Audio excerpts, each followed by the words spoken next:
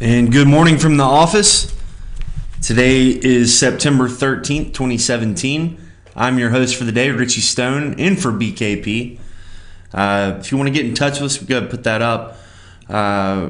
You can find us at Fetch Your News, at FYNTV on Twitter and Facebook. And also remember to check out our new Team FYN Sports Facebook page. We got a lot going on over there.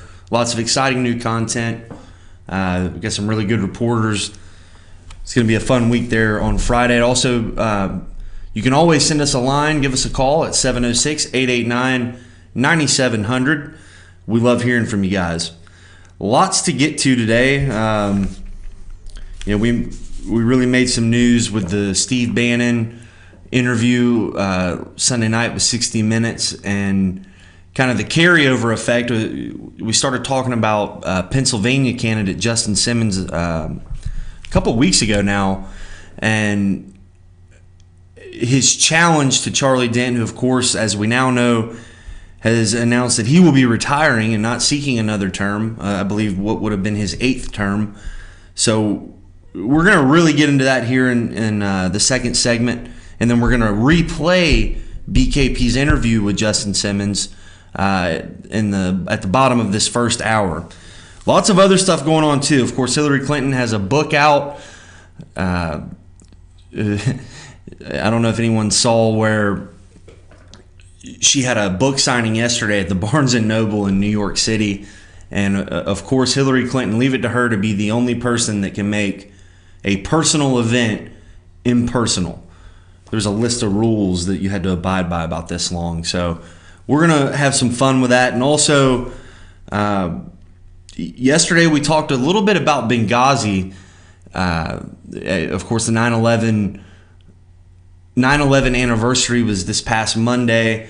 Most of the attention, of course, was on the terrorist attacks in 2001 at the World Trade Center, Pentagon, and the plane crash in Shanksville, Pennsylvania. But there's another anniversary that BKP wanted to remind everyone of, and that is the terrorist attacks in Benghazi. And, like day follows night, there was some breaking news on this very case last night from the wonderful reporter Catherine Herridge, who really broke a lot of this Benghazi stuff in the first place during the election of 2012. So we're going to get into a little bit of that. Also, there's a new study that I wanted to talk about from Vox. Vox is always very, very good at delivering just not fake news, but just very good at displaying how the liberal groupthink works. And they have a new report out about how Fox News is more powerful than we ever imagined. And we're going to have some fun with that. They did a big study with some folks from Emory University and the like. Also, college football in full swing, high school football in full swing. We've got some stuff about the election that's now coming out. The New York Times has a new report talking about how Facebook created how Russia created fake Americans on Facebook, at least 100 of them. But we'll get to what you're not being told. That'll all be in the second hour.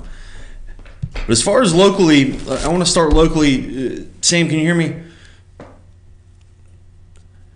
Can you tell me, power outages are still up here in North Georgia everywhere, right? All the schools are canceled again? And I think this is day 3 of that. Is anybody open, or are they all closed? Is anybody open? Schools. Are any of the schools open today, or are they all still closed? Yeah, there are a few schools open. I know that Fannin County is opening normal, and I believe Murray County is. It's posted on our site, but I know that Gilmer's still closed, Pickens is closed, Dawson and White, and I know Towns was tentatively going to open based on if they were able to get the phones and internet back up at that schools. That's crazy. I would have never expected this to go into day 3, would you? think we lost her. The fact that Hurricane Irma, we're still feeling the fact. Of course, all the news coverage is relegated to what's happening in Florida, as most of it should. These pictures in the Florida Keys are just devastating. Apparently, all heck's broken loose. People can't get back into their homes or into their communities, that folks that had evacuated. I know last weekend up here in North Georgia, it looked like the whole state of Florida was here. We were, BKP and I both went to the Pickens County game down in Jasper. And when I was driving home, I called them. I said, "Man, are you seeing all these Florida tags?" It was about 10:45, and it was just car after car. It looked like 4:30 traffic in Atlanta. How packed the road was, 5:15, and it was all Florida people. So we wish them the best. I know they were all now going back down yesterday, and they're just having all sorts of trouble. Gas stations are out of fuel, and it's just been difficult for them to even get back to see what the damage is. So that's a big story here locally. School's still out. I remember many times as a kid, I grew up in Gwinnett County, and we wouldn't have power, and that didn't matter. We still went to school. As long as the lights were on at school, we still went. Even in the snow, I can remember Gwinnett County was always the one that didn't close when we got an inch of snow. But that's a story for another day. We also have some interesting local stuff with what's going on with the damage and trees being down and local response. I don't know. I know we've got reporters out there, but I'm not sure whether it's been the fact that all the power folks were sent south to deal with damage, but I don't know that I've ever seen the power be out this long here in North Georgia. We're famous. Obviously, we have our winter storms, and there's always proper advance. I mean, we usually know when a snowstorm's coming, and we always have the power crews ready and waiting with the road crews and whatnot. And then in the summertime, especially if you live in some of our resort community type places where it's off the beaten path, lots of wooded areas, it's usually the power gets back on. Like in the summertime, there's always the summer storms that we're used to in Georgia, and the power goes out all the time, but it's always right back up with these power lines down. So it's kind of interesting that it has been out this long. I know on Facebook all day yesterday, folks were just livid, especially in the Atlanta area. I saw some folks that were without power for almost 20 hours. So hopefully that all gets straightened out. I don't see how they did it before power, and it's just interesting how dependent we've become. So that's still dominating all the local stuff. So let's get into some 2018 stuff when we come back from break. The Trump coalition is something we know as the group. You can look at data from the primary races, spring of 2016 with the Republicans, which still I believe was the bigger win, other than aside from beating Hillary Clinton. I think it was harder for him to win the Republican primary. And the fact that you can look at the data from that and see that there was a clear Trump coalition that turned out that hadn't voted before or hasn't voted regularly, that came out to elect him, and that's the same group that pushed him over the edge in the fall. So we're going to get into that and what that means for the Republican Party.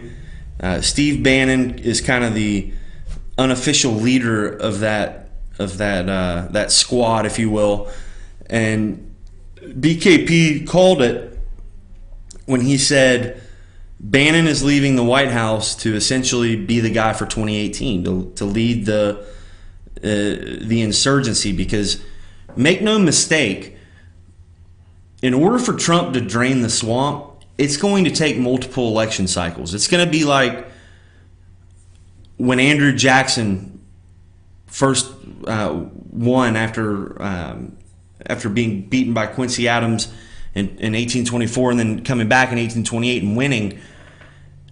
He ran on a very similar platform to get rid of the establishment, and it took him 3 election cycles, or really maybe even 4 or 5. He wanted to end the Bank of the United States, and that didn't happen till late.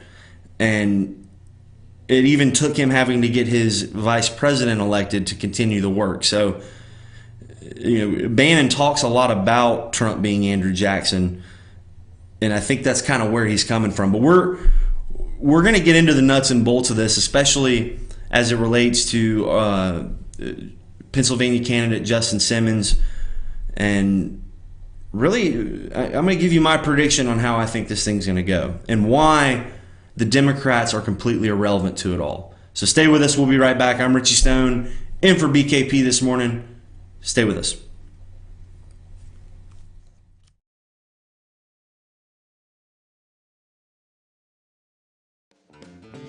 Ace is your helpful place for paint and home goods, tools, outdoor living, and lawn equipment.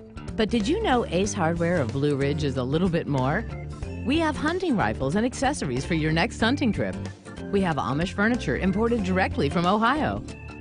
And we have Ace Custom Woodworks for all your custom wood project needs, from cabinets to artwork.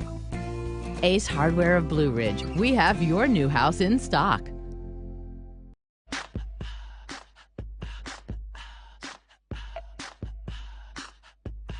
What you gonna do with all that junk?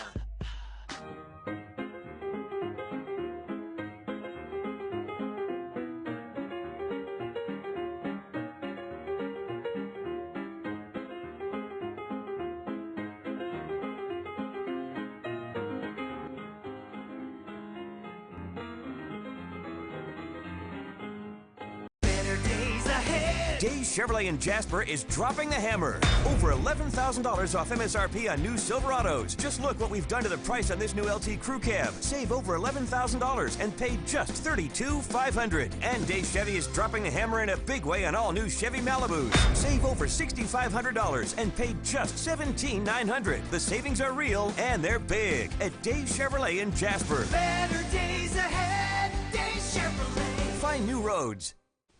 Hi, I'm Rhonda the Mattress Lady, and this is my husband Gary, owners of Mattress Overstocked in Ella next to Walmart. And we want to earn your business. From the time you walk in our door to the time we deliver your new mattress to your door, you will see the difference. Our selection and prices are the best in North Georgia, and customer service is our top priority. So y'all come on in and let us help you find the right mattress at the right price. That's Mattress Overstocked in Ella next to Walmart.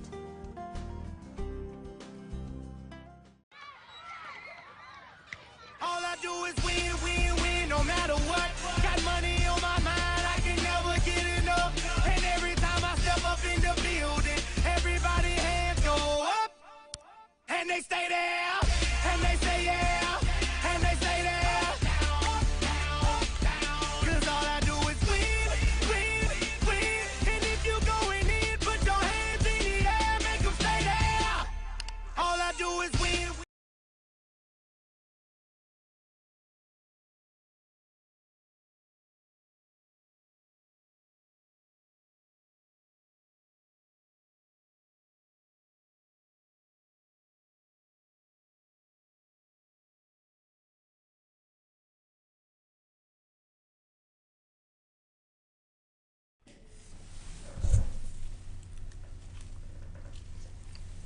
And welcome back. I am Mike out of my ear. Hey, guys, Mike. There we go. That is our lovely producer and social media directors back there. They were in my ear, sorry. But anyway, we've got a new Supreme Court ruling, it looks like, last night. They've ruled against Texas redistricting that had been shut down, 5-4 vote. That, what does it say? This is according to Politico.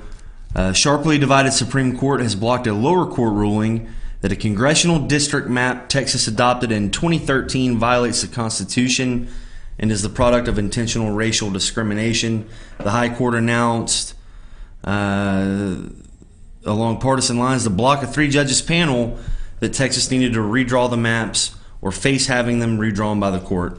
And the reason that's important is we're going to see a lot of this stuff because that's what President Obama has declared as his mission, if you will, for his post-presidency. He and his sidekick Eric Holder, former Attorney General, have both said that they want to look into redistricting, specifically gerrymandering. And to those unfamiliar with it, gerrymandering is essentially the right of state legislatures to draw congressional districts however they want. And especially here in the South, we are very familiar with it because those of us that are not Democrats have lived with Democrat gerrymandering for multiple generations, over 100 years. If you look at here in North Georgia, we're probably the most Republican area in the entire country for multiple reasons that go back to the Civil War and there not being slaves here and opposition to the war and it goes on and on and on that led this area to be Republican long after. Yet we weren't really represented in Congress. So gerrymandering is nothing new, but now that it goes against Democrats, now that the Republicans are involved or in charge in so many places, they're now against it, which brings us to 2018. And we're hearing a lot about Donald Trump's polling numbers and how America doesn't like him, and the fake news media really want you to think that people are dissatisfied, and they'll show you the 35% number and historically low approval ratings for any president ever, even though I would assume Lincoln's probably would have been lower considering half the country was at war with him, but that's for another day. So we mentioned the Trump coalition earlier, and especially as it regards to this polling numbers, the thing they're not telling you is that among congressional districts that actually voted for Trump, his approval rating is fine. It's above 50. Where we're seeing the biggest drop in approval is in these blue areas: California, the New England, Northeast, Pacific Northwest, and then your urban areas where his approval rating is extremely low, and that kind of dilutes the overall approval. And then also in these super, super conservative areas where you have Tea Party types, strict constitutionalist types, his approval ratings have gone down because he's not doing enough in their eyes. So numbers can be deceiving, especially as we enter 2018. And the idea that this notion that there is automatically going to be a wave of Democrats elected, and that tradition and history tells us that any president is going to lose Congress or lose big in their first midterms. And although that is very, very, very much true, we saw it 2010, 2014, and throughout history, quite frankly, it always happens. Except in 2002, when the post 9/11 America, we saw a lot of Democrats in the South get voted out because, frankly, that was when really everything kind of really started turning hard Republican as far as congressional leadership and state houses were concerned down this way. But that's widely regarded as an anomaly. And I'm not so convinced that the same thing is not going to happen, that we're going to see an 2002 situation, just like what happened in the South, but we're going to see it creeping up into the Rust Belt, where all these Democrat congressional leaders are going to get booted out because of the Trump wave. And you know, when you think about how the makeup of Congress and Democrats especially, they've almost been relegated to a regional party, the coastal areas and the big cities. And as much wishful thinking as there is from the media and from Democrats that there will be a Democrat wave, they seem to be forgetting that most logical voters aren't going to suddenly just turn around and vote for a Democrat just because they don't like the Republican congressman. What they're going to do is a lot like what we saw in 2010 after Obamacare. They're going to vote for alternative Republicans. They're going to vote for Trump style, Tea Party style, if you will, because you know the argument can be made that that's one and the same anyway. They're going to vote for the alternative. They're not going to turn around and just vote for a Democrat. And you know, I make the argument that the Trump coalition isn't worried about the Democrats. Not at all.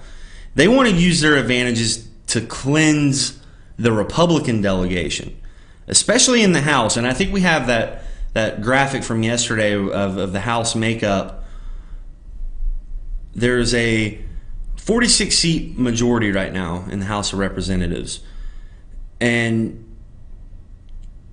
that's a huge majority. I mean, that's it right there. But there's the 48 members of the Tuesday group, which Charlie Dent led, and he's now retiring. You can see it's highlighted there that there are 48 members of that group, which essentially cancels out that 46-seat majority. It prevents the agenda, and I really feel for Paul Ryan. He takes a lot of heat, but as Trey Gowdy said, when they go to their conference meetings, you have the libertarians over here, you have the Tuesday group over here, you have the where Hillary Clinton did well, and then you have the ultra conservatives, and you have the Chamber of Commerce Republicans who are all about big business, and it's like herding cats because you have coalitions within the coalition, which is a double-edged sword because it's a good thing that you have control, but at the same time, it breeds division within. But it's almost as if Trump and Bannon are banking on that because they constantly bait the media, right? Steve Bannon's famous for calling them the opposition party, for saying that they're the ones that have ruined our discourse. But and the media, and remember, the media takes the bait every time. I mean, just look at Jim Acosta and CNN, and they love nothing more than to challenge Trump, and Morning Joe, and how just vitriolic Joe and Mika were. But while all this is happening, the Democrats are on the sidelines. They're irrelevant. Trump has made it Trump versus the media rather than Trump versus the Democrats.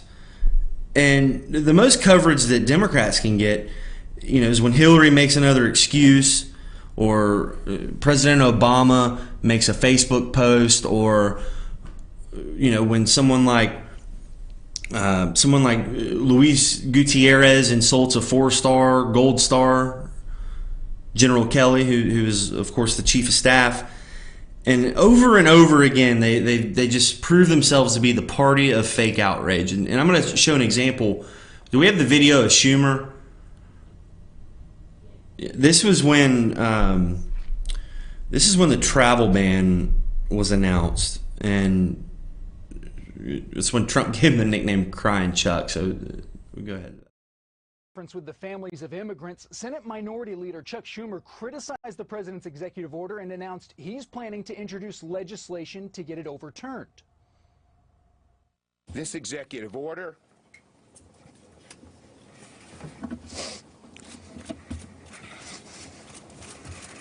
was mean-spirited and un-American. And I, as your senator from New York, will claw, scrap, and fight with every fiber of my being until these orders are overturned. Already. All right. So that is someone who obviously does not like President Trump. And we've seen it with Nancy Pelosi, who just ranted on and on and on. We had a clip of that, but I mean, I can't even play it. It's awful. And then we see them on the couch with President Trump striking a deal. Now, do those look like people who are really that outraged and really want to resist Trump that bad? See, the American people don't have the short memories that the media wants them to have. They can put in their head, oh, well, Schumer and Pelosi must not have really meant what they said months ago when they were crying or saying that this is the worst time to be alive, or that he must resign, or even that we're looking for anything we can to impeach the man. Do those look like people that think he's a white supremacist? I mean, if he were really a white supremacist, or if he were really Hitler, would they have taken that meeting? And also, when it comes to Luis Gutierrez, I think we have a picture of him too. He was all about criticizing then candidate Trump about the Khan family and the Gold Star parents.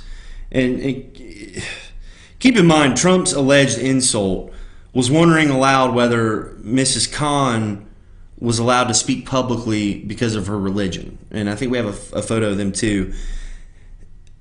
And his other, yeah, that's right. Trump's other insult was when Khizr Khan said that President Trump hadn't made any sacrifices. President Trump responded by saying, well, yes, I have made sacrifices. Wrong answer. Luis Gutierrez included, called for Trump to, essentially drop out of the race.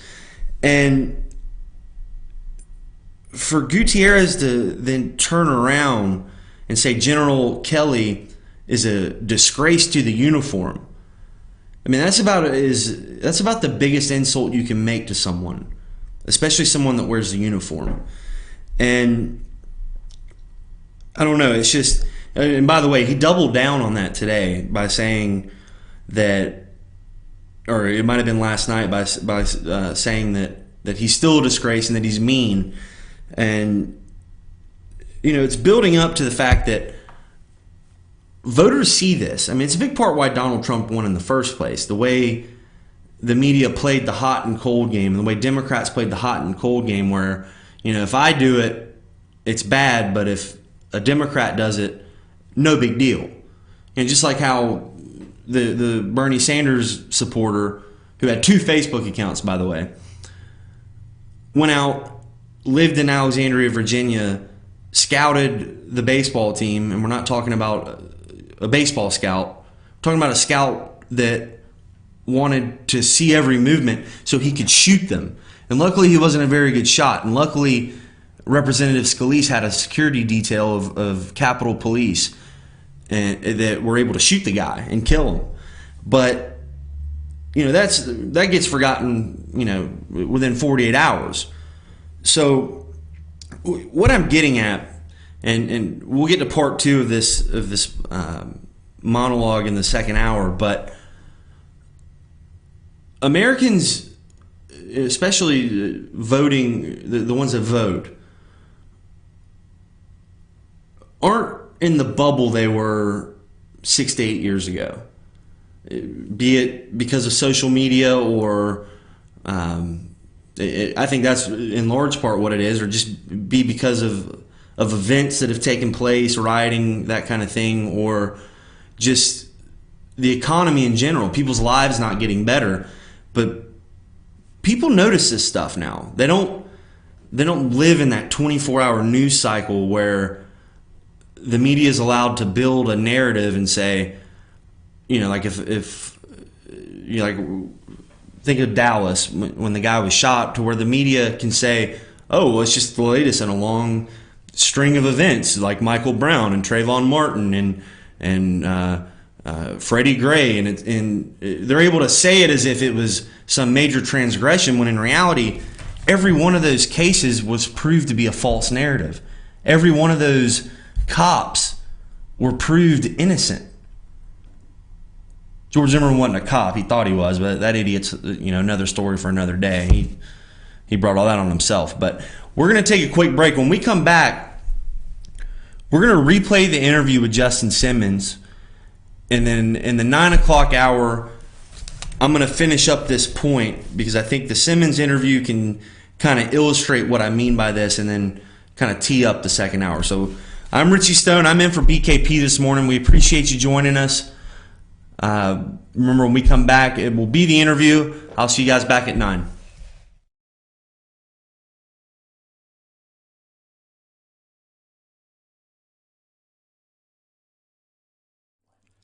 In 1981, Reed Nicholson began selling tires out of an old barn in Mineral Bluff. Little did he know that he had just laid the groundwork for the most trusted names in automotive services in the Blue Ridge area. In 1997, Nicholson Tire Center became what it is today, holding the same values of faith, family, and great customer service. 2 locations to serve you, and the Blue Ridge location is currently expanding to offer fast service and the largest U-Haul provider in Georgia. Nicholson Tire Center, Blue Ridge, and Mineral Bluff.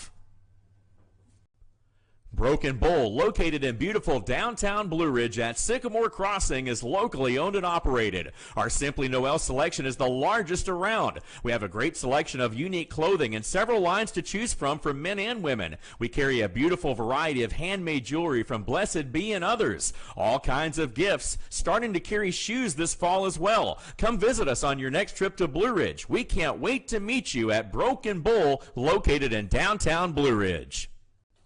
Papa's Pizza to Go in downtown Blue Ridge is the best in the area all-you-can-eat buffet. Call ahead or order online now at papaspizzatogo.com. Use our convenient pickup window for the best in pizza, subs, wings, breadsticks, salads, and more. And be sure to check out our lively game room. We serve lunch and dinner, catering available, take out or dine in. Papa's Pizza to Go in Blue Ridge, proud sponsors of the Fannin County Rebels.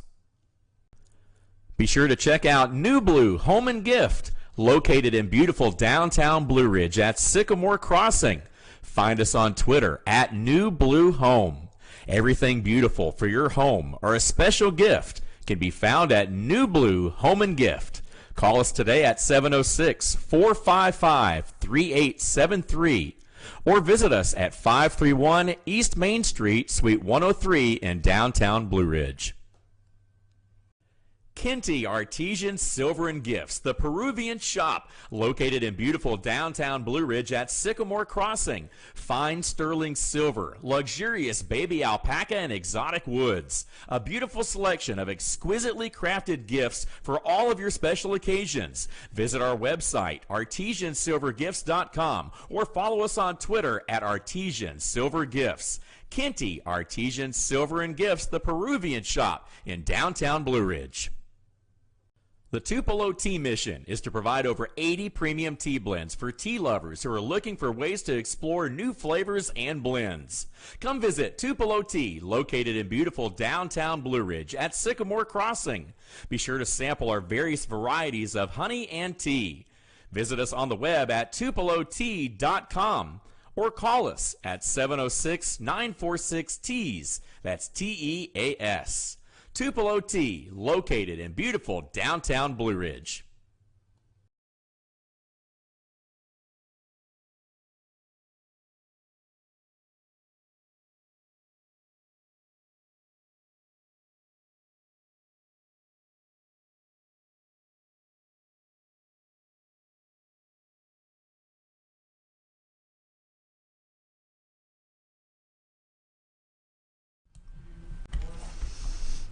Hey, and we're back. I'm your host, BKP. Good morning from the office, North Georgia's only live online morning show. And you may be wondering, before we left for break, why we are getting involved or looking into the Pennsylvania 15th District congressional race that's coming up. And I'll tell you why, because we have viewers in that area. Number one, we have national viewers. And two, we're going to keep a close eye on what I call the establishment Republican snake in the grass, no matter where it's at and what district it's in. And this particular race is interesting to me because current Congressman, 15th Congressional District of PA, Charlie Dent, 14-year congressman, has decided to retire and not seek an 8th term. A couple things about Congressman Charlie Dent. Dent did not support President Trump during the campaign. I really think, if I remember right, he said he could not vote for him and did not vote for him. Dent on the travel ban, Charlie Dent on the refugee ban, funding. Charlie Dent also opposed Obamacare, voted against the Obamacare repeal. Just if there was anything to say negative, these are my words, okay? Anything to say negative about the President of the United States or President Trump and obstruct the day-to-day and find his way on MSNBC or CNN, he did that. He's also the co-chair of what I call the very liberal group of the Republican Party, the Tuesday group. Now, saying that, Pennsylvania Representative 131st Legislative District, Justin Simmons, is with us now, and he's seeking that seat now. Representative Simmons, are you there? I am. Good morning. Good morning. I'm glad to have you here. Let me just say this and let's start here. You basically, according to the morning call, I don't know if the exact date, you announced you're a state representative in Pennsylvania there, 131st District, but you announced on September 6th that you were seeking that office and you were going to oppose Charlie Dent. On the day you announced that, you were opposing Congressman Charlie Dent. And then on the 8th, he would not seek his 8th term. On September 7th, the very next day, the morning call comes out with Charlie Dent is not going to seek that office. How shocked were you? Did you know that was coming? And where's that put the race? Well, we heard rumors that there was a possibility that he would retire. Did I think it would happen 36 hours after the announcement? No. We were blindsided by that. That being said, we were ecstatic because it was a victory because it's you're going to get somebody more conservative in that seat now. But no, we were surprised at the how quick he decided to do that. Well, I know sometimes, Representative Simmons, I know sometimes that these decisions do take a period of time and they're not that abrupt, but just that weekend prior to that, you guys held, well, maybe not yourself, there was a rally, the Trump Army, or I forget what it was called, right there in Allentown, and a couple hundred, if not more, came out in protest and in support of the president, but mostly also in protest of Charlie Dent. And there were so many speakers there, pretty powerful political voices in your district that have come out opposed to Dent. And do you think he just seen the writing on the wall? It was going to be an uphill battle for him? Well, I think whatever he decided, I don't know, but I think he knew the writing on the wall. Charlie, he's been in office 26 years, never lost an election, and I think he knew if he went through with another term or two more terms that he'd have a really hard time winning in a Republican primary. Really hard time. You know, just with his voting record.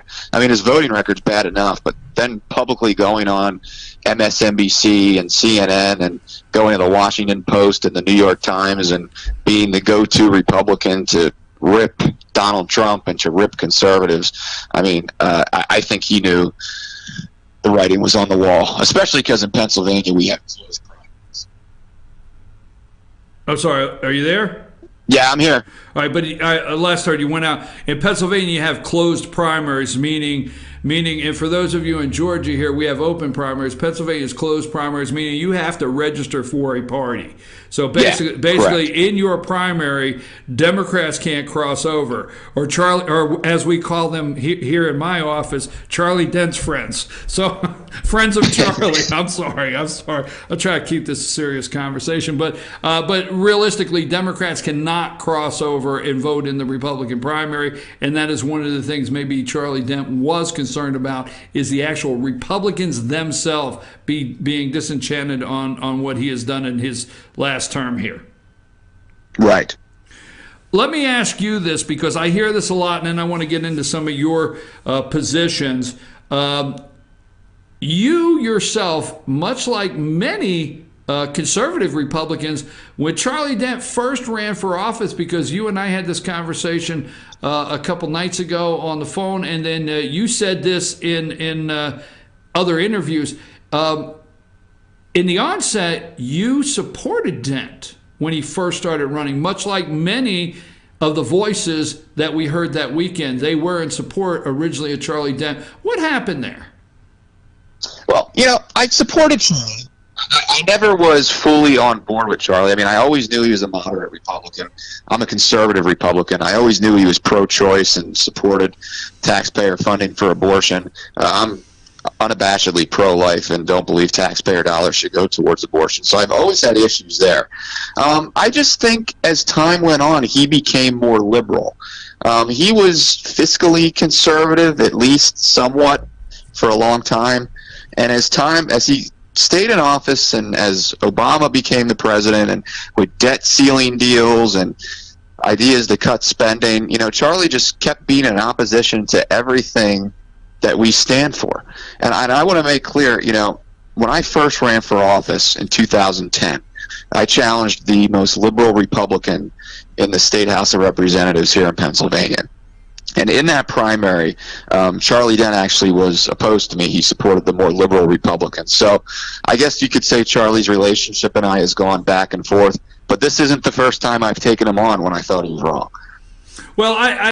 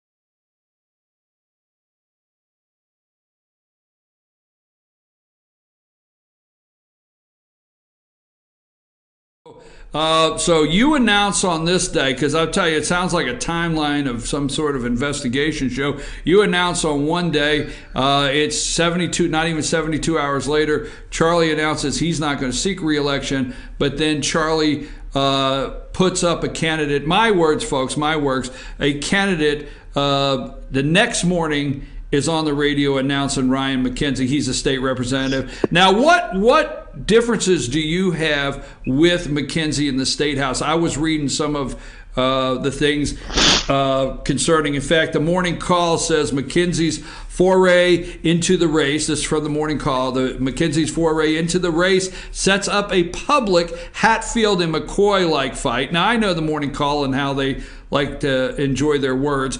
Hatfield and McCoy-like fight between the two Lehigh Valley politicians. He and Simmons have had a quiet, simmering rivalry locally and in Harrisburg for 7 years. So could you comment on the Morning Call statement there with you and McKenzie? Yeah. Ryan and I work together in Harrisburg on a lot of good issues. The difference between Ryan and I is Ryan is establishment and I'm not. I got my foray into politics, as I stated earlier, by taking on a liberal Republican. I took on the party and I took on the establishment. Ryan McKenzie, when he came into politics, his dad was the former chair of the party. Ryan was very connected, and when he first ran for State House, we had the 134th district that was originally State Representative Doug Reichley's district, and Doug Reichley ran for judge and won. So what happens is, when Doug resigned to become judge, there was a special election, and the party hierarchy and the establishment greased the skids for Ryan. They cleared the field in a special election for him. He hasn't had an opponent actually since. That was in the 2012 election. Ryan, the biggest difference is Ryan is part of the establishment of the Pennsylvania Republican Party. And to me, that's a big problem because in Pennsylvania, the Pennsylvania Republican Party structure is very moderate. And when you're beholden to that structure, you get many of the kind of Republicans that Pennsylvania is known for, whether it's Arlen Specter, whether it's some of these congressmen in the Philadelphia suburbs, a very moderate to liberal Republican. And the issue in this race is Ryan McKenzie is going to be beholden to these same people, and he's going to be expected to vote the same way. And I think with the election of Donald Trump, I think that has blown everything up. I think it has shown that anti-establishment, conservative, populist candidates that are more grassroots oriented, that's the direction that the Republican Party needs to go in. And that's a direction I've always been in. I have a very strong base. I have a very strong network here in Pennsylvania, or in my district. We've always been independent of that party structure. And that's what the big difference is between Ryan McKenzie and I. So you support the President Trump? You still support President Trump today? No, of course. And candidly, I'll ask you, because I know what Congressman Dent, you voted for President Trump? I did. Let me move on to this. Now, you said earlier, and I want to get this back in, you said that you feel strongly that Charlie Dent is Ryan McKenzie is Charlie Dent's handpicked candidate. That's my statement, but going off what you said, and you said he will mobilize his donor base, his establishment donor base, the big money will be pouring in for Ryan McKenzie from that side. And we will know by the money starting to pour in how much Dent is involved with this. So, but anyhow, that being said, do you have any national support coming your way? Club for Growth, anybody like that? Do you have anybody contacting you for some national support to help on your side of the campaign? Yeah. I mean, someone reached out to me. I had a connection with a very conservative group in Harrisburg, and they got me in touch with a group in Washington, D.C. that I've been in discussion with since May.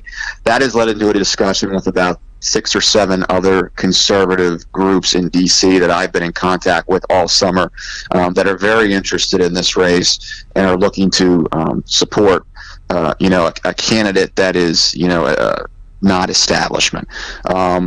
We are going to be in discussions because a lot of the groups, we did think that, Charlie was going to be the opponent, now that things have changed. But we do have backing from some of those groups. So some of the more conservative groups in D.C. you have heard from that feels this is an opportunity to turn the 15th District conservative with Dent leaving and no longer going to be in D.C. So you've been contacted by several of those groups? Yes. All right. I gotta ask you a couple questions on some today issues. Funding for border wall security on the southern border, yes or no? Yes. Okay. Amnesty, the Dreamers, DACA, and your position on immigration, and is there a window for amnesty if Justin Simmons had the last vote in the House? No. Well, I said they were yes or no. You can elaborate just a little bit. I will tell you this. You may be the first politician to come on here and took the yes or no literally. I got to give you credit for that. No, look, we got to secure the border.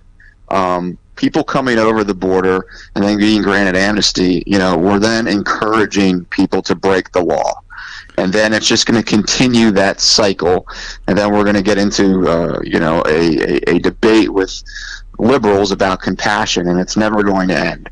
I'm not saying we're not a compassionate society, but at the end of the day, we need to secure the border, we need to build the wall, and amnesty is not a part of the equation. It's not fair to the people that have waited in line and have followed the law. It's not fair to the millions of Americans in this country that are underemployed, that are having a hard time looking for jobs, and we got to be looking out for our citizens. That's the big thing. So that's where my position is. Well, as you know, Mr. Simmons, news changes daily. So yesterday, I probably did not know I would ask you this question this direct, but as of last night, in the Steve Bannon interview, former chief strategist in the White House. And I do know that he had, and still does, had Donald Trump's ear during the campaign, was on the plane with him 7 days a week. I know he had the president's ear in the first 7 months of his administration. So where I'm leading into is obviously some of his comments in the 60-minute interview last night are things he's directly heard out of the White House. Now, that being said, last night in his interview, I don't know if he let it slip, but do you believe in repealing Obamacare? Would you have supported the House bill to repeal Obamacare? And last night, Steve Bannon said, fix Obamacare. Is there a way to fix it? Would you support repealing it, a total repeal? Or like Steve Bannon said, is there a window to fix Obamacare? I think you got to repeal it. I've always been someone that has believed in repealing Obamacare. It's a disaster. It actually doubles down on many of the issues that the insurance industry had prior to it being enacted. I think the answer really, and look, I know the votes aren't there and I know it's tough to get there, is we need to have a more free market approach to healthcare. I actually agree with many of some of Senator Rand Paul's ideas on repealing and replacing Obamacare. But I think you asked me if I would have supported what the House version was. I would have supported it to move the ball forward because that was the promise that Republicans made to the American people. And then, and moving the process forward and being able to continue to work on it, I think would have been the right direction to go. I think some of the basic tenets that we should all agree on is allowing people to buy insurance across state lines, having healthcare savings accounts, and having tort reform. I think those are some big things we can do to help with insurance costs and to help the insurance industry. But I do think you have to repeal it. I really do. Is you support the president's tax plan? I do.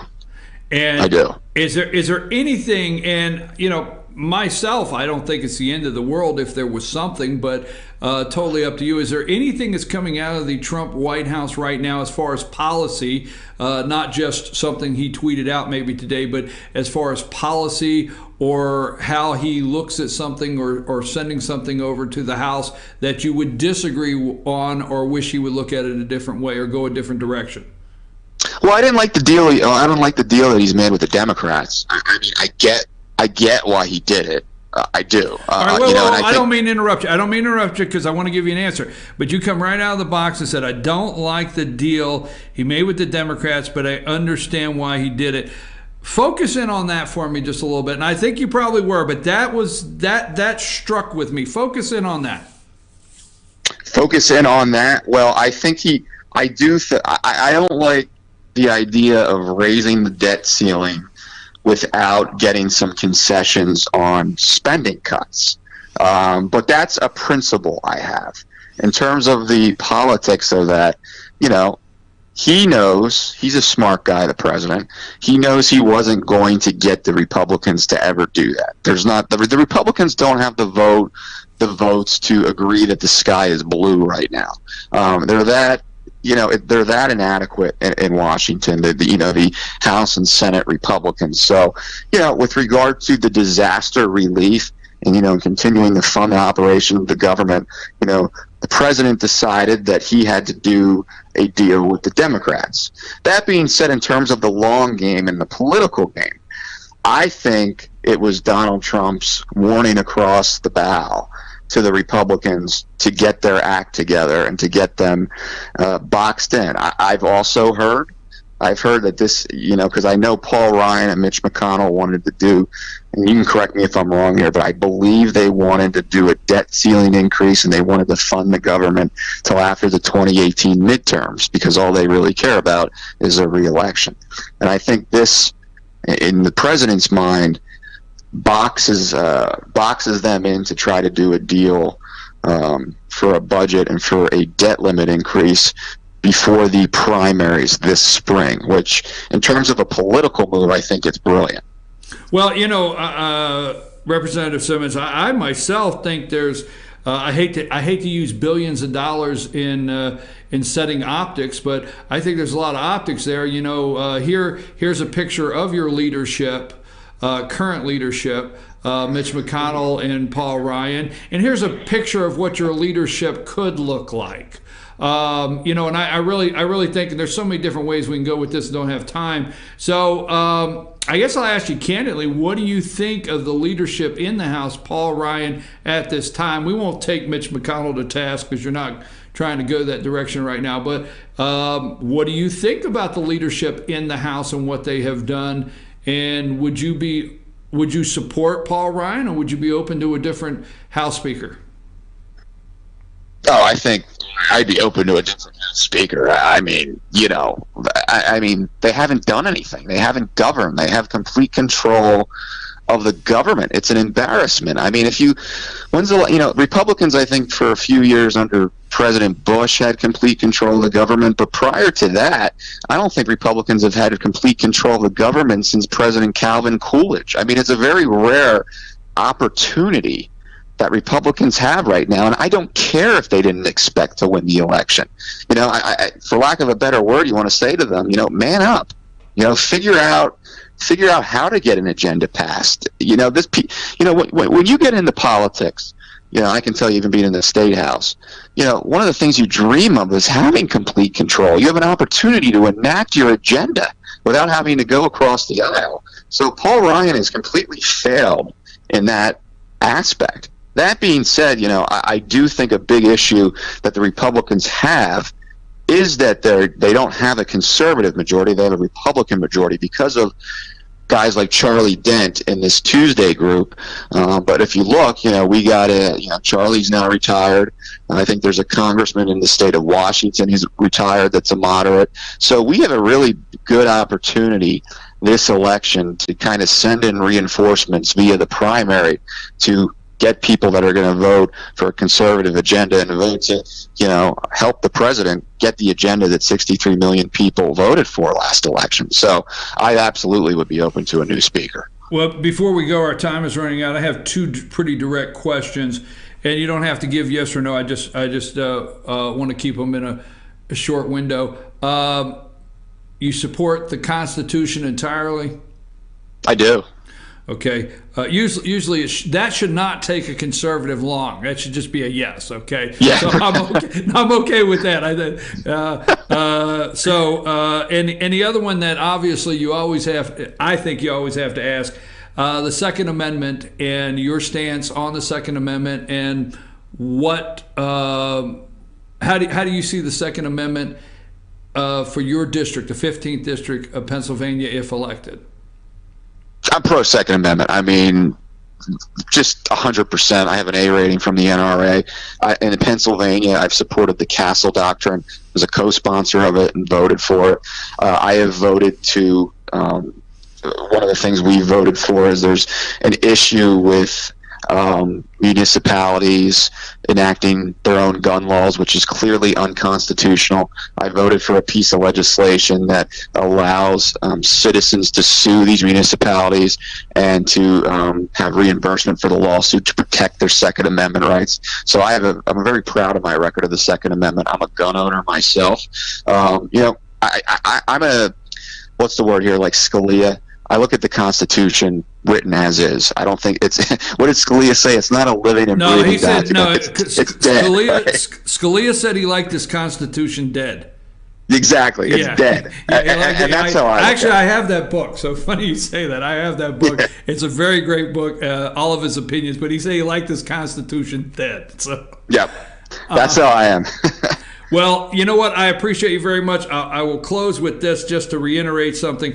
This is, we've been talking with 131st State Legislative District in Pennsylvania, Justin Simmons, who is seeking the open seat now from Representative Charlie Dent in the 15th District of Pennsylvania.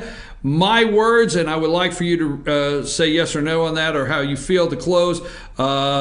Immediately after Congressman Dent announced his retirement, State Representative Ryan McKenzie announced his candidacy, and we feel here, or we are told, sources tell us, that this is a Charlie Dent handpicked Pennsylvania state establishment Republican. How close am I? Correct? All right. Did I get it? I'll end with this. If Charlie had a party last night downtown, and Ryan McKenzie was there, so that's all you need. Repeat that. Your cell phone went muffled just a little bit. I'm sorry. Charlie Dent had a farewell party last night in Allentown, and Ryan McKenzie was there, so that's all you need to know. There you go. Well, thank you very much. We appreciate it. And as the race continues, we want to invite you on anytime to say hello. And we will have this clipped and on our YouTube channel where you can share all over the Northeast up there in your area. Okay? Thank you, sir. Thank you, Mr. Thank you, sir. That has been our interview this morning with Justin Simmons,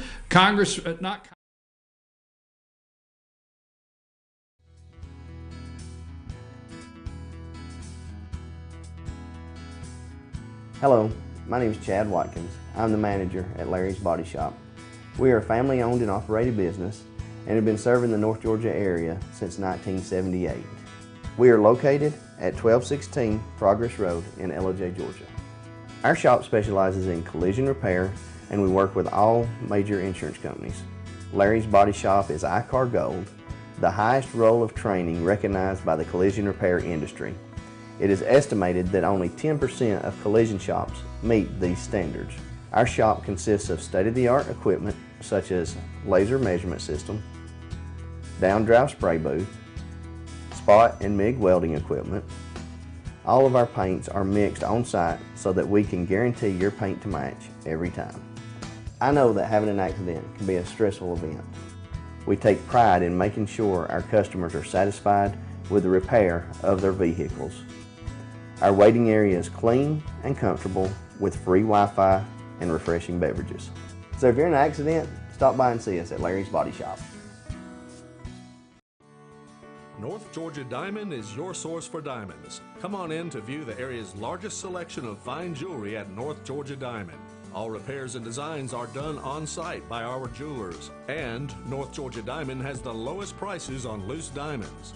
You can also sell your gold, silver, and coins at North Georgia Diamond between Walmart and Lowe's in East Ellijay. Locally owned by Bill and Allison Craig, North Georgia Diamond is your source for diamonds in North Georgia.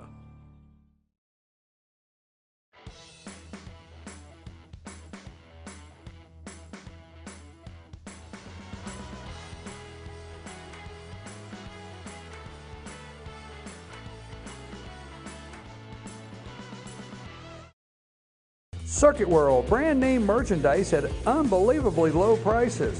Furniture, appliances, and electronics. Circuit World is locally owned and operated, serving the tri-state area. Circuit World has highly trained professionals to help. Visit your hometown Circuit World today. 3 locations in Georgia: Ellijay, Blue Ridge, and Blairsville, Franklin, and Murphy, North Carolina. No credit checks, so let Circuit World deliver to you today.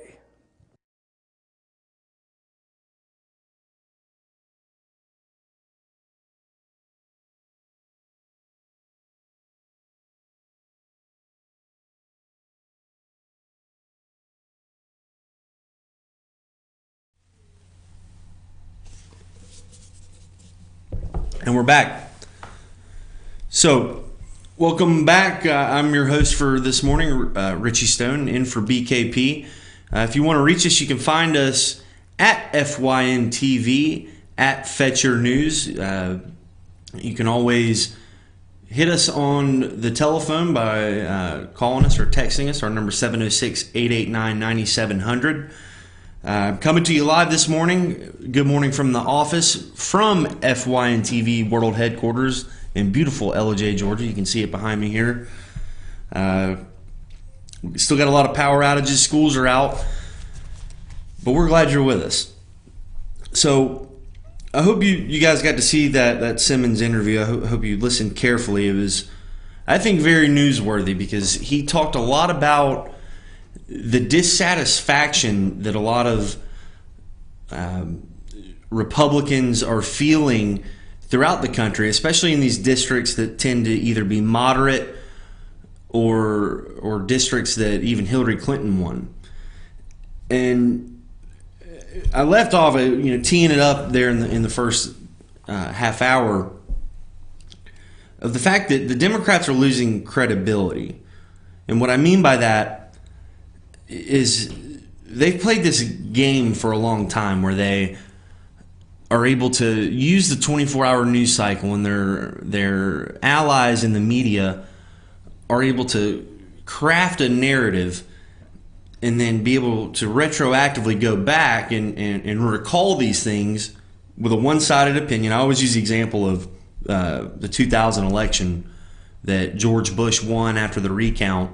But if you hear anyone talk about it now, oh, it's the stolen election, or it's the one that Al Gore really won.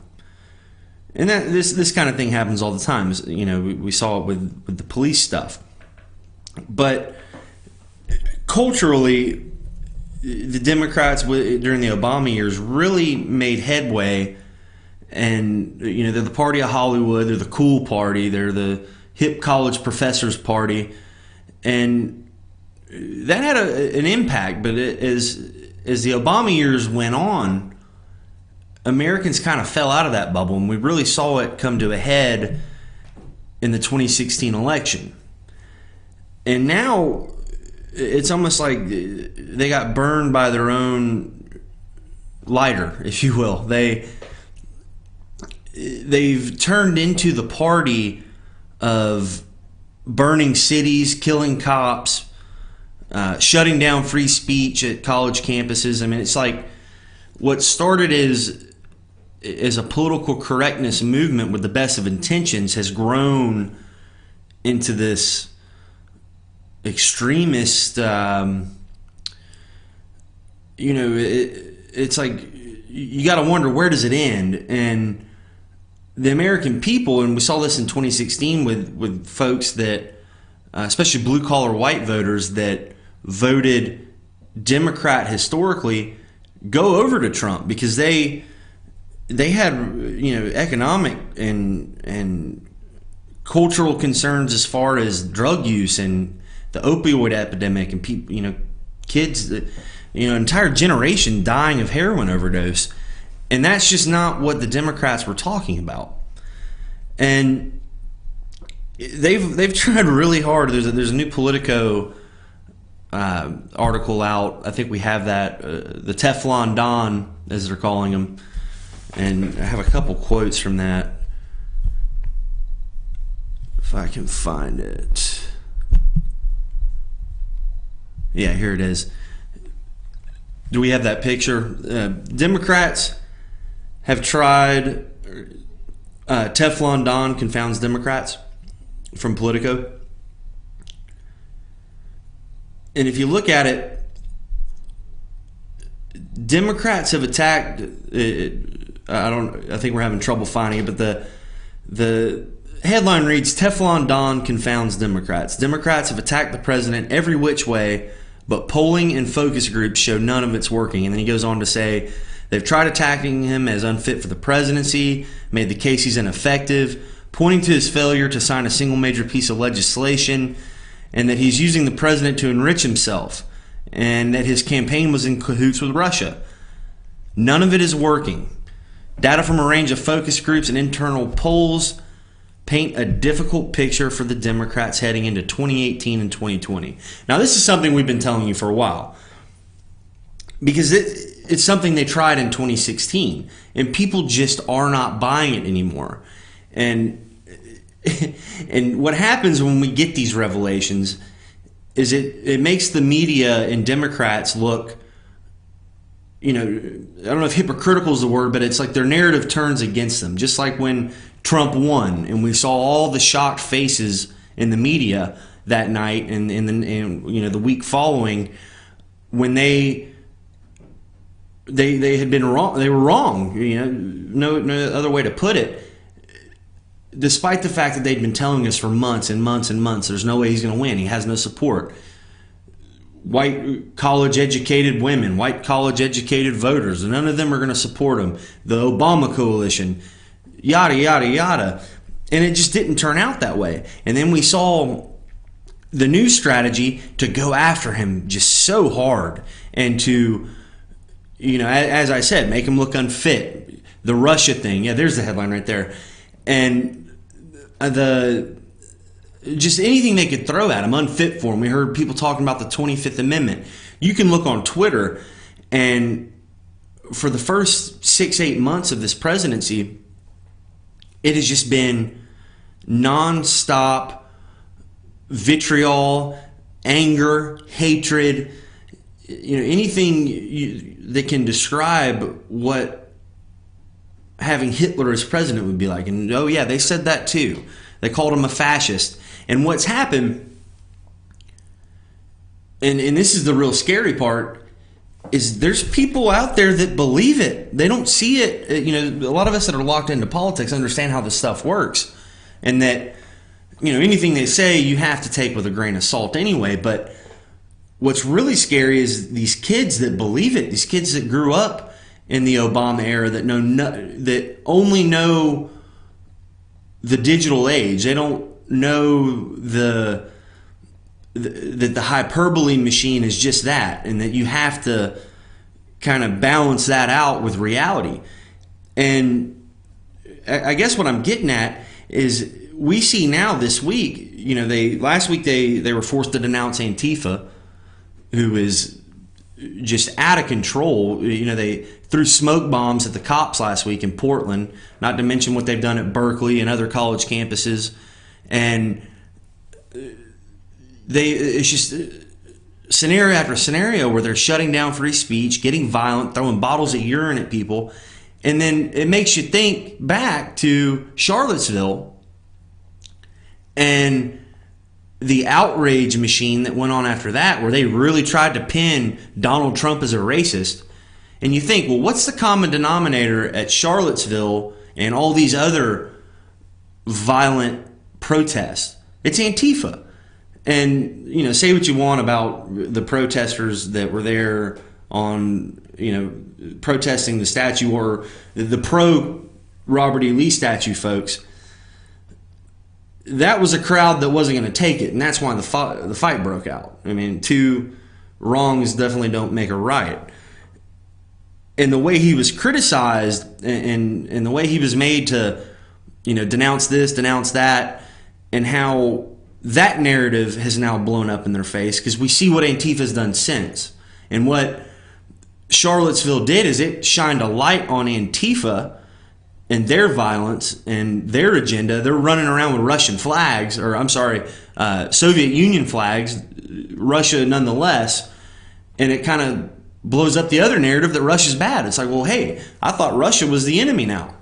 But they're over there, waving the hammer and sickle as if that should be the American flag. Just completely denouncing what we stand for. So there's been an about face now, and you listen to Morning Joe all week this week. Suddenly they're nice to Trump, which is really crazy. And Nancy Pelosi, Chuck Schumer, a lot of these folks are coming to the table because they know what's going to happen. And really, all we have to do is look at 2016 and how Trump played that and how they were able to make the GOP primaries the main event, right? Remember the Democrat debates, and they were like on Friday nights and Sunday night, or opposite NFL games when no one was watching, because they wanted to hide the fact. They didn't want any attention on that, and they were just fine with it. Oh yeah, let's keep it on the GOP. We'll make fun of them every day on the news. Meanwhile, we're going to steal the primaries from Bernie Sanders and make sure Hillary's the person that gets the nomination. So we're put up a sheet. But what ended up happening is all the attention being on the GOP and Trump and those around him, and remember the Ted Cruz stuff and Marco Rubio when they were the final three, and how people wanted a split ticket. I mean, the point being, and Trump has known this throughout his career in New York, is as long as you're the one everyone's talking about, your opponents are forgotten. And that's who the Democrats are right now. They're on the sidelines. And they thought they would be the resistance that by lasering in on Republicans, but Trump, I guess what I mean is they thought that the Trump White House, the Trump administration, would be their chance to square off with him, mano a mano. And what's now happening is folks like Bannon, and especially Donald Trump with his Twitter, they've lasered in on folks from their own party, fellow Republicans. And by doing so, the media, constantly is like, why would he attack his own party? Why is he doing this? Doesn't he want to get anything done? Well, yeah, sure he does. But what he's doing is exactly what he did in the primaries. He's keeping the conflict. You see, Trump knows how to structure a story too. He knows how to create a narrative. And conflict makes a narrative, makes a story. You must have it. Every movie, every story, every book has it. And by making the conflict within his own party, with folks like Mitch McConnell, with Paul Ryan, Bob Corker, whoever the chosen Republican is for that day, he's making it a Republican story, which gets us to the Republican primaries here in 2018. And the interview we just watched with Justin Simmons. Simmons is 31. He was first elected to the Pennsylvania State House, I want to say in 2010, which means he was, do the math, about 24 when he was first elected. So he's a veteran of this stuff despite his age.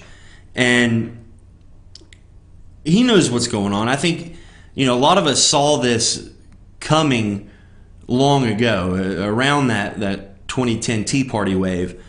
But we knew it would take a while for folks to wake up, especially in the Obama years. A lot of us thought that Romney would have been able to beat Obama in the 12 election, but it didn't shake out that way. Well, he's running again, or he's got an opponent now, Ryan McKenzie, who is also a millennial, 35 years of age, and we heard Justin talk about how Ryan is of the establishment. His dad is the former chairman of the Pennsylvania GOP and is quite connected, which there's nothing wrong with that. I mean, most of your politicians come from these types of connected families.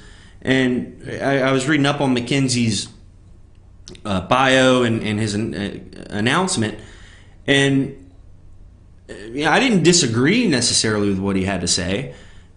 And the same thing with Simmons. I think Simmons comes from a fantastic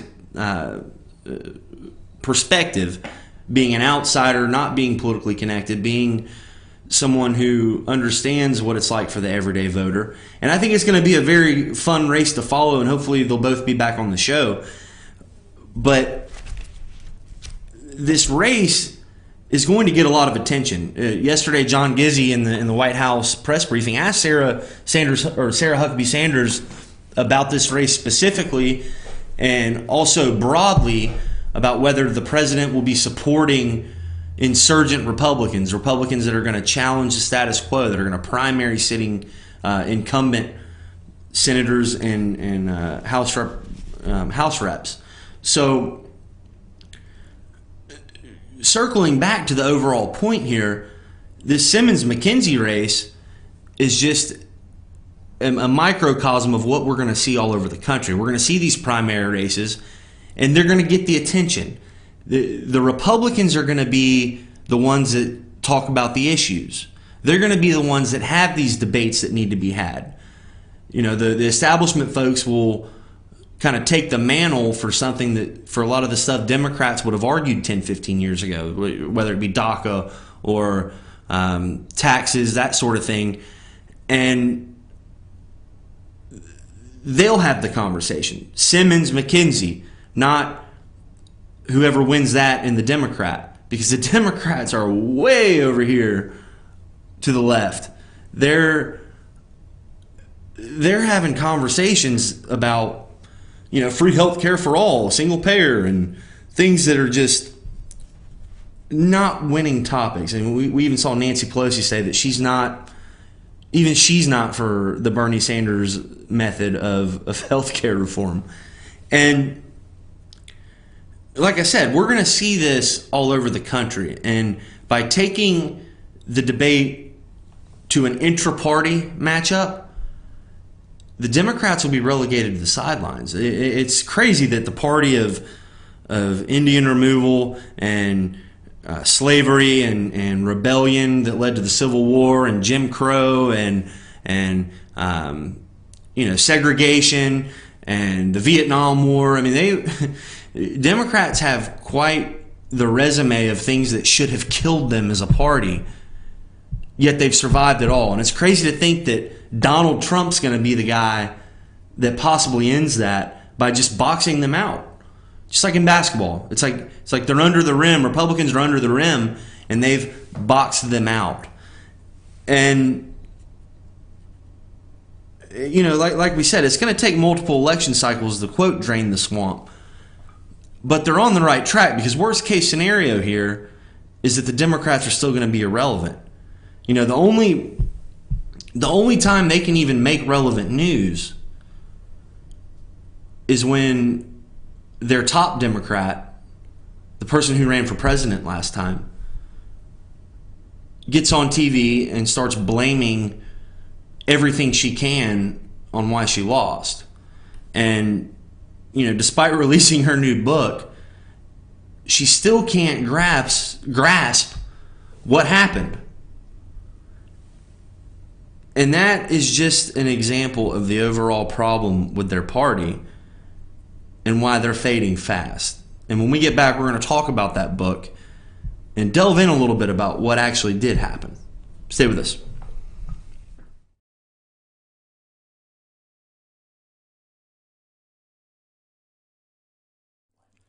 In 1981, Reed Nicholson began selling tires out of an old barn in Mineral Bluff. Little did he know that he had just laid the groundwork for the most trusted names in automotive services in the Blue Ridge area. In 1997, Nicholson Tire Center became what it is today, holding the same values of faith, family, and great customer service. 2 locations to serve you, and the Blue Ridge location is currently expanding to offer fast service and the largest U-Haul provider in Georgia. Nicholson Tire Center, Blue Ridge, and Mineral Bluff. Broken Bull, located in beautiful downtown Blue Ridge at Sycamore Crossing, is locally owned and operated. Our Simply Noel selection is the largest around. We have a great selection of unique clothing and several lines to choose from for men and women. We carry a beautiful variety of handmade jewelry from Blessed Be and others. All kinds of gifts, starting to carry shoes this fall as well. Come visit us on your next trip to Blue Ridge. We can't wait to meet you at Broken Bull, located in downtown Blue Ridge. Papa's Pizza to Go in downtown Blue Ridge is the best in the area all-you-can-eat buffet. Call ahead or order online now at papaspizzatogo.com. Use our convenient pickup window for the best in pizza, subs, wings, breadsticks, salads, and more. And be sure to check out our lively game room. We serve lunch and dinner, catering available, take out or dine in. Papa's Pizza to Go in Blue Ridge, proud sponsors of the Fannin County Rebels. Be sure to check out New Blue Home and Gift, located in beautiful downtown Blue Ridge at Sycamore Crossing. Find us on Twitter at New Blue Home. Everything beautiful for your home or a special gift can be found at New Blue Home and Gift. Call us today at 706-455-3873 or visit us at 531 East Main Street, Suite 103 in downtown Blue Ridge. Kinty Artesian Silver and Gifts, the Peruvian shop, located in beautiful downtown Blue Ridge at Sycamore Crossing. Fine sterling silver, luxurious baby alpaca, and exotic woods. A beautiful selection of exquisitely crafted gifts for all of your special occasions. Visit our website, artesiansilvergifts.com, or follow us on Twitter at Artesian Silver Gifts. Kinty Artesian Silver and Gifts, the Peruvian shop in downtown Blue Ridge. The Tupelo Tea Mission is to provide over 80 premium tea blends for tea lovers who are looking for ways to explore new flavors and blends. Come visit Tupelo Tea, located in beautiful downtown Blue Ridge at Sycamore Crossing. Be sure to sample our various varieties of honey and tea. Visit us on the web at tupelotea.com or call us at 706-946-TEAS. That's TEAS. Tupelo Tea, located in beautiful downtown Blue Ridge.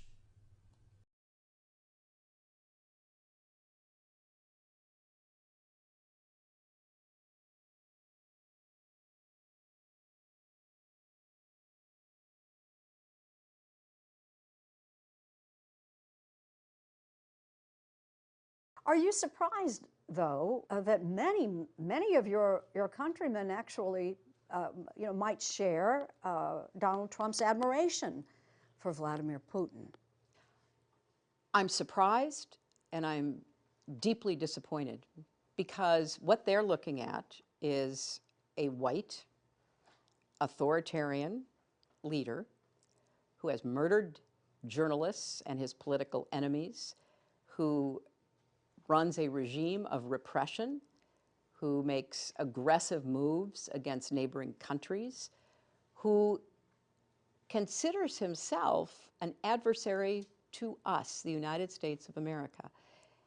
Make no mistake about it, there was something that was personal toward me, in part because as Secretary of State, I had stood up to him and had stated very clearly that we believe in democracy, we believe in the rule of law, and that all annoyed him. We also supported the aspirations of people for greater independence and freedom in places like Ukraine. That certainly annoyed him. Make no mistake about it, folks. Yeah, that's almost President Hillary Clinton discussing with CBS News' Jane Pauley about Vladimir Putin and his personal vendetta against her, who he cared so much about her not winning that he basically ran a candidate, Donald Trump. years before, or rather months before Trump was even the nominee. So without even getting into the timeline and it kind of goes back to what we were talking about, how they, establish a narrative and then just run with it. How she was speaking as if it's just an accepted fact. Yeah, Trump and Vladimir on the line with each other all the time. Just how's it going? You're going to beat Hillary, right? Yeah. Of course, she was discussing her new book, What Happened, a book about her shocking defeat to the Teflon Don. Here, go over a couple other reasons listed, but of course not all. Russians weaponizing information against me with negative stories. WikiLeaks in early October. Facebook was taking money for Russian companies. Yeah, that's right, folks. Even Zuckerberg was in on it. And let's not forget, and I quote here, and let's not forget sexism and misogyny, which is endemic to our society. Yep. American voters are too stupid to vote on their needs and the issues they care about. They just didn't vote for her because she was a woman. She also said she never expected there would be such criticism about her emails. Well, isn't that interesting, considering that what she did was completely illegal, and if it were anyone else, we would be in prison. Which, even still, I don't think people quite understand what the crime was there.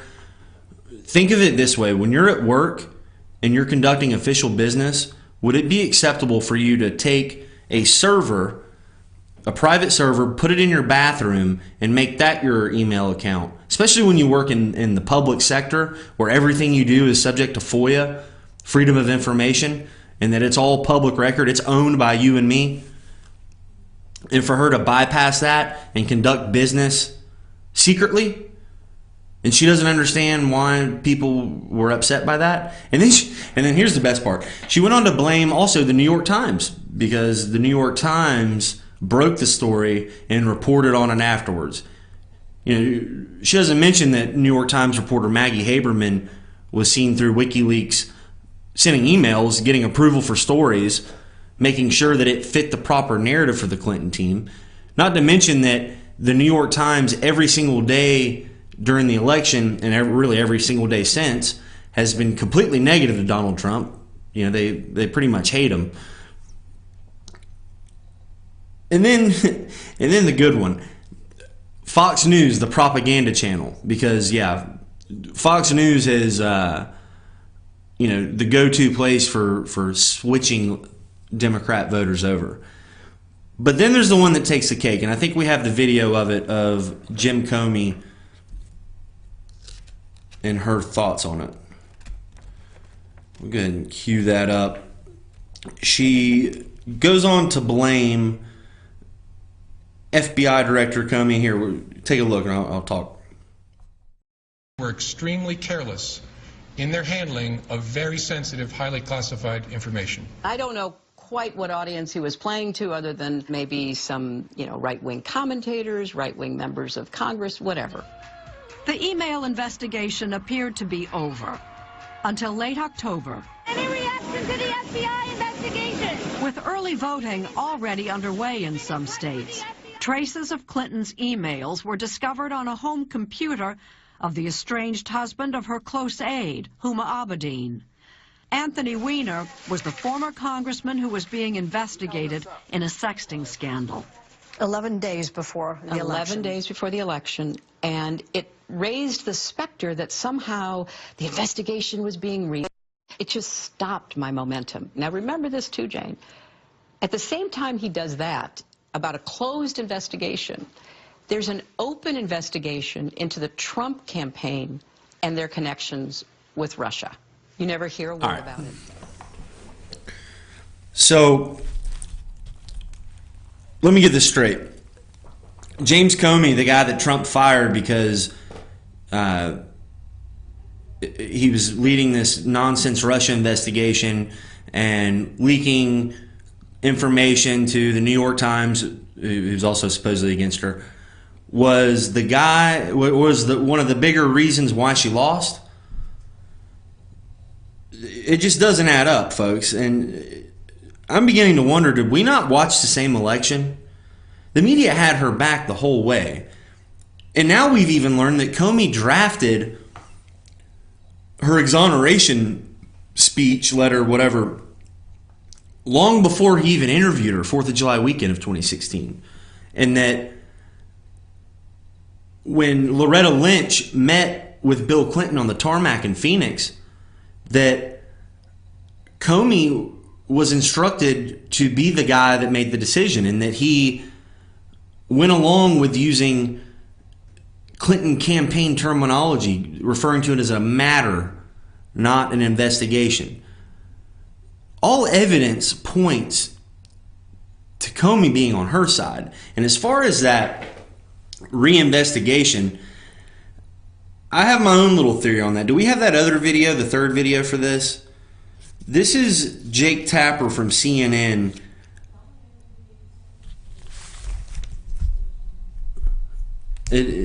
Yeah, that's the one. This happened, I think, 5 days before Comey reopened the investigation. We'll go ahead and play that. In an already volatile presidential race, the latest October surprise will hit millions of Americans in their pocketbooks and wallets. Insurance premiums on Obamacare exchanges will rise an average of 25% on the federal exchange next year, a steep jump from years past. For Republicans, it's confirmation of their opposition to the health care law. So how did this happen? After President Obama's health care plan went... Okay, so this was 4 or 5 days before Comey reopened the investigation. Is it completely out of the realm of possibility, knowing what we know now, knowing that Comey was in the tank for her the whole way, knowing that he let persons of interest or co-conspirators along with Clinton sit in the room for her interviews despite breaking all procedure, but Cheryl Mills was allowed to be there as her lawyer. Knowing what we know now, knowing that he exonerated her, wrote the letter long before he gave the speech, is it out of the realm of possibility that this last piece about Obamacare, which happened 4 days before the reopening of the investigation, could it be that Comey's reopening of the investigation was nothing more than a distraction? Because I believe, and you can't convince me otherwise, that was the point when Democrats and the Clintons and the Obamas and whoever knew they were in trouble. When that news of Obamacare premiums broke, that swayed the election, especially in Pennsylvania, Arizona, Michigan, places where Democrats had to win and places where they knew Donald Trump was gaining momentum. So what do? You create a new reason for losing. Because if that had been the official narrative, Obamacare, if that had been the official narrative of why Trump won, think of the winds that would have been at his back coming in for inauguration to immediately repeal it. But instead, we get the reopening of the investigation, Comey becomes a scapegoat, and then we get this Russian stuff, the Russian dossier, the Christopher Steele dossier that was paid for by the DNC, turned over to the FBI, which was further funded by the FBI, and that became the way to take down Trump. Forget Obamacare. We got a criminal in the White House, or at least so they wanted us to think. So all I'm saying, folks, is don't fall for the tricks. Democrats are experts at rewriting history. Like I went over the list earlier of all the things they've survived because they've been able to rewrite it. Just look at the Confederate statues. Do you really think they care about taking them down?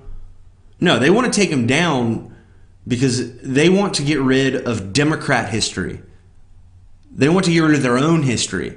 They want to rewrite history. They want to take the 2016 election, and in 50 years, 100 years, when kids write research papers about this election, they're going to use Hillary Clinton's memoir as a primary source and be able to say, oh, look, Bernie Sanders, he started the crooked Hillary thing.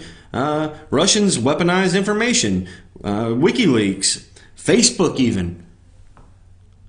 Don't be fooled by it. There's always an agenda. There's always a narrative. There's always an angle. And that's all this book is. It's a way to restate. She even said in the book that, or it might have even been in the interview, that Republicans have a way of saying something enough times to where people eventually believe it. She does the same thing. She's actually the one that does it. We'll be right back.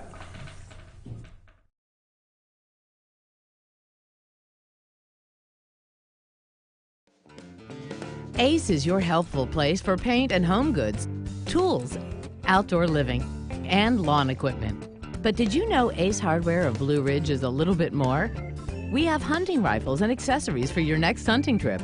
We have Amish furniture imported directly from Ohio. And we have Ace Custom Woodworks for all your custom wood project needs, from cabinets to artwork. Ace Hardware of Blue Ridge. We have your new house in stock.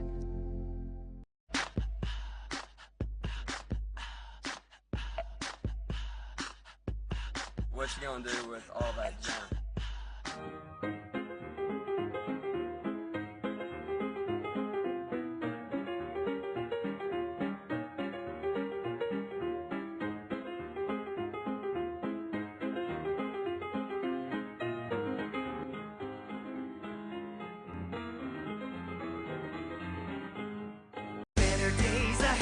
Dave Chevrolet in Jasper is dropping the hammer. Over $11,000 off MSRP on new Silverados. Just look what we've done to the price on this new LT Crew Cab. Save over $11,000 and pay just $32,500. And Dave Chevy is dropping the hammer in a big way on all new Chevy Malibus. Save over $6,500 and pay just $17,900. The savings are real and they're big at Dave Chevrolet in Jasper. Better days ahead, Dave Chevrolet. Find new roads. Hi, I'm Rhonda the Mattress Lady, and this is my husband Gary, owners of Mattress Overstocked in LJ next to Walmart. And we want to earn your business. From the time you walk in our door to the time we deliver your new mattress to your door, you will see the difference. Our selection and prices are the best in North Georgia, and customer service is our top priority. So y'all come on in and let us help you find the right mattress at the right price. That's Mattress Overstocked in LJ next to Walmart.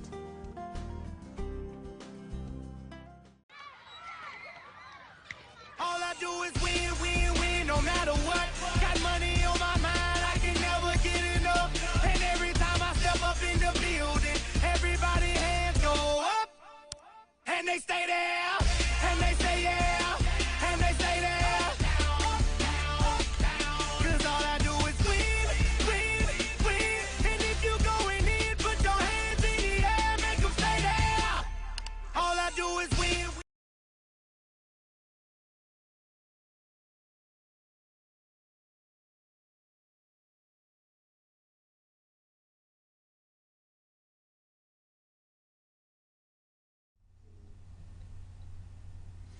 And we're back. We got about 8 or 9 minutes left. I'm Richie Stone in today for BKP. This is Good Morning from the Office. Remember, catch us at Fetch Your News, at FYNTV, or you can call or text us 706-889-9700. We're coming at you from FYNTV World Headquarters in beautiful LJ, Georgia. We will be in Blue Ridge this Friday at Sycamore Crossing, I believe. I'm pretty sure we're going to be outside. Might be cold. I'll have my jacket on for sure. I saw a movie recently. It was a documentary on the socialist network, Free Speech TV. They don't even show commercials on there. They always have a running banner of needing donations to keep it on there. But of course, DirecTV carries it. I'm not sure how exactly they're subsidized, but there's a movie about conservative media, and in the tagline, in the description of it, it was about a woman whose father was a victim of Fox News, meaning he had fallen victim to conservative ideology.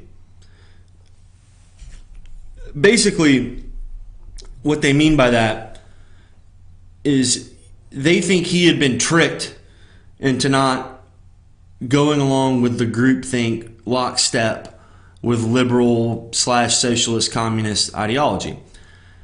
And then last week I saw this report by Vox. A stunning new study shows that Fox News is more powerful than we ever imagined. It could even be flipping elections. It opens by saying Fox News is by far America's dominant TV news channel. In the second quarter of 2017, 235 million viewers in primetime versus half that for CNN and MSNBC. So this new study, it's in the American Economic Review, that with an intriguing and persuasive methodology, that Fox News directly causes a substantial rightward shift in viewers' attitudes, which translates into a significantly greater willingness to vote for Republican candidates. Now, the reason I chose to do this for the last segment is it just shows that ideology we were talking about earlier, about how in the world of liberalism, where there is no religion, where politics is religion, they view everything in a political lens, even the news, which, as we know, anybody who watches CNN for 5 minutes can see that. But when it comes to these studies, it just confounds me that what a lot of people, a lot of people I know that watch Fox News watch it because they consider it the only real news left, because they get, it even says here that they have a vast minority of their viewers are Democrats, a lot of them actually, and that's because like Brett Baer's 6 p.m. Special report, which is straight down the middle, he's one of the best in the business, is like the only place, at least before Trump, that even had a congressional reporter or that even had senators and congressmen on their show.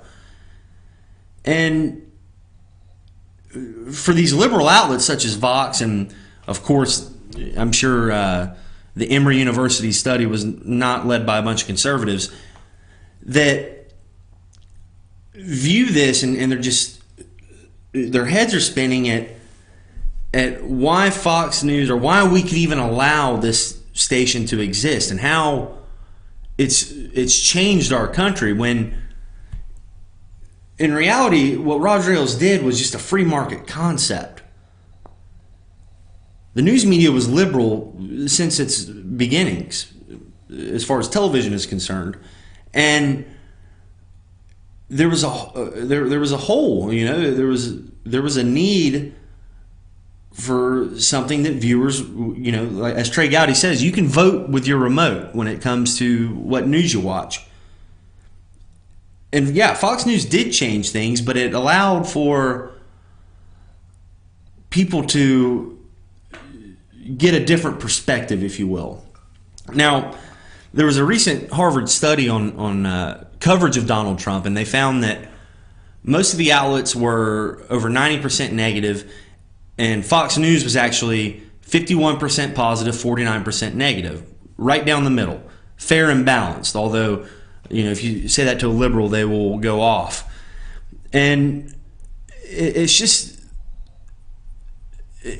indicative of the tendency to dismiss something they don't agree with, or something they view as the enemy, as bad. Not that, they don't want to look at it as a way, as something that just exists, that allows people to make up their own minds. And it proves the point that the CNNs and MSNBCs of the world do exist to do that. That they are there to propagate, to influence, not to report and let you decide. And the reason we know this is because they're looking at it through their own prism, and they think to themselves, okay, well, we know what our people do. We know what our objective is, so theirs must be the same.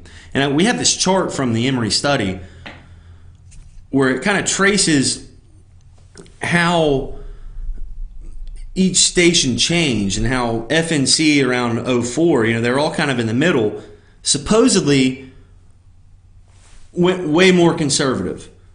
Whereas MSNBC around 2004, especially during the height of the Iraq War and the unpopularity of the Bush years, went further left. Now, my only issue with this is the way they describe it. They make it seem as if Fox News went further to the right while MSNBC went further to the left. But could it be that MSNBC and CNN just went way further left than this even indicates?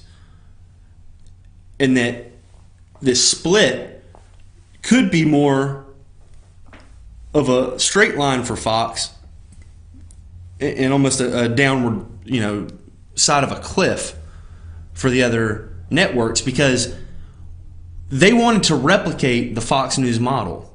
And MSNBC had success with it. Keith Olbermann, Rachel Maddow, who's still there. But then that started failing because they just couldn't get the viewers that Fox has, which tells us that Fox News isn't popular because it's right-wing. It's popular because it's centrist. And I know if you say that to a liberal, they will freak out. But I'll leave you with this. I always use this analogy. If you have 7 children on a playground, right, and there's a fight breaks out, kid gets beat up, and they all witness it, and you're the teacher, and 6 of those kids who always all buddy-buddy, they all think the same, they all dress the same, they all like the same stuff, all tell you the same story. Kid A beat up kid B. But then the 7th student, who's kind of, an outcast from the other 6, says, well, no, teacher, that's not really what happened. Kid B hit him first, and they're not telling you that. If you were the teacher, would you automatically dismiss the 7th kid? Or would you want to know what he meant by that?